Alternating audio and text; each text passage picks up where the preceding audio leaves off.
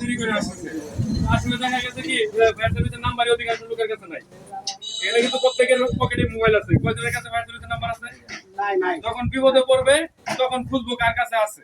তখন একজনের কাছ থেকে আরেকজন খুঁজবো, আরেকজনের কাছ থেকে আরেকজন খুঁজবো, দেখা গেছে এখানে আমরা 10 মিনিট 15 মিনিট লেট করে ফেলি।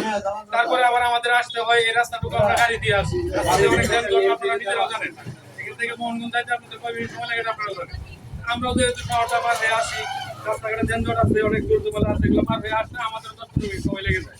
এই সময়টাতে যে ক্ষতিটা হয় এটা আমাদের ধৈর্য যখন হয় না, তখন ফায়ার সার্ভিসের একটা দোষ হয় বা মনের একটা থাকে, খুব থাকে, থাকে। তো দয়া করে সবাই যার যার মোবাইলে মোহনগঞ্জ ফায়ার সার্ভিসের নাম্বারটা একটু তুলে নেন। আমি বলতেছি 017 00002381।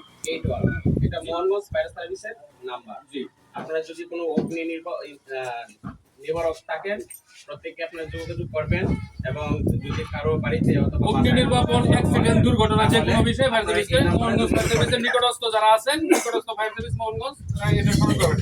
তারপরে আরেকটা বিষয় হচ্ছে যাদের ফোনে ধরেন এই মুহূর্তে ব্যালেন্স নাই, আমার বাড়িতে আগুন আছে, আমার ফোনে ব্যালেন্স নাই থাকতে পারে, ওই মুহূর্তে আপনি হটলাইন ব্যবহার করুন। 102 হলো ফায়ার সার্ভিসের হটলাইন নাম্বার। এটাতে টাকা লাগবে না, যার যে কোনো সময় আপনি ফোন দিতে পারবেন, আপনার ফোন নাম্বার ঠিক আছে। আমরা দেখাবো, আমরা কিন্তু ইদানিং দেখা গেছে প্রায় 90% ফ্যামিলিতে গ্যাস সিলিন্ডার ইউজ করে থাকি আমার বাড়িতে। সিলিন্ডারটা আমরা যেখানে ইউজ করি অবশ্যই জায়গাটা খোলামেলা রাখবো, যে করে ইউজ করি রাখবো।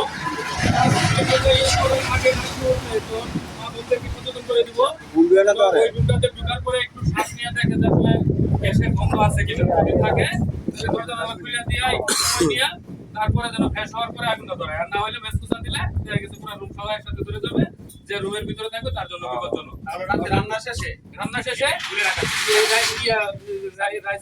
চাবিটা বন্ধ করে রাখবে, তাহলে দেখা গেছে আপনার নিরাপদ থাকে।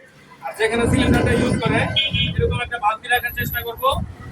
কাঁথা, চিরা কাঁথা বা কম্বল বা থালা এগুলো ভিজায় রাখলে দেখা গেছে কোনো সময় অ্যাক্সিডেন্টলি দুর্ঘটনা ঘটে গেল, আগুন লেগে গেল, ওই মুহূর্তে যেন আমরা এটা দিয়ে চাপা দিতে পারি। চাপা দিতে পারলে আগুনটা নিভে যাবে। এবং চাপা দিয়ে কিভাবে আগুনটা নিভায় বা গ্যাস সিলিন্ডারে আগুন লাগলে কিভাবে নির্বাপন করে এটা বাস্তবতা আপনাদেরকে দেখায় দিয়ে যাবো, এবং কি আপনারা নিজেরাও করবেন।